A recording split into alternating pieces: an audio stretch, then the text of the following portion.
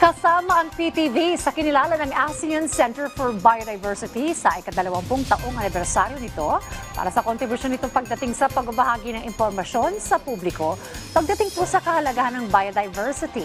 Si Rod Lagusad sa report. Iba't ibang organisasyon mula sa pampubliko at maging pribadong sektor kasama ang media.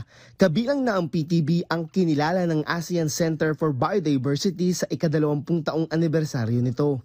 Ito'y para sa naging kontribusyon ng istasyon pagdating sa pagbabahagi ng mga impormasyon sa publiko pagdating sa kahalagahan ng biodiversity o saribuhay. Kasama sa tumanggap ng pagkilala ay si Ulat Bayan anchor Dominic Almeloro. On behalf of the hardworking men and women of the Network Incorporated, I would like to congratulate ACB, the ASEAN Center for Biodiversity, for its significant milestone. We are honored, proud, and privileged to be partnering with ACB because this is our way to promote biodiversity and to make it sustainable, not just for the present generation but for the future generations to come.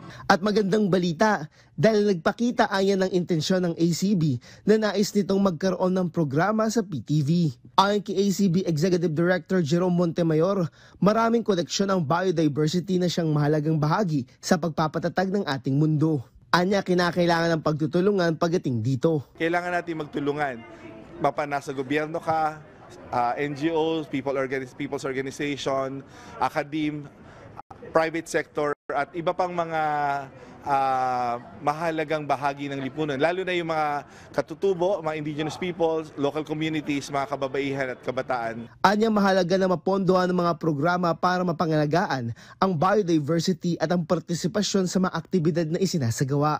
Binigyang diin ni Montemayor na ang biodiversity at ang klima na ngayon ay nagkakaroon ng pagbabago ay hindi magkahiwalay kundi iisa.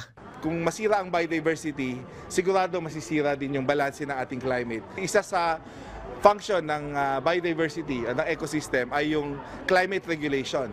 Hindi lang basta hayop, halaman, puno na nabubuhay, no? Meron silang mahalagang papel na ginagampanan para kontrolin yung balanse ng greenhouse gases. Sa nakaraang 20 taon, sinikap ng ACB na maisulong ang kapakanan ng biodiversity sa iba't ibang bahagi ng ASEAN region. Sa bahagi ng Department of Environment and Natural Resources, nakasama rin sa kinilala, mahalaga na maibaba ang mensahe sa mga tao. Yung communication natin to the grassroots, to the people in the field, yun ang tingin kong key.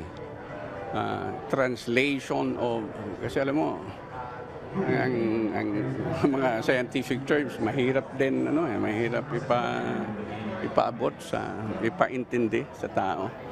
So, translation of these messages into easily understandable language. Binuo ang ASEAN Center for Biodiversity na isang intergovernmental regional center para sa pagkakaroon ng koordinasyon at pag-aksyon ng mga ASEAN member states para sa pagprotekta sa biodiversity ng rehiyon.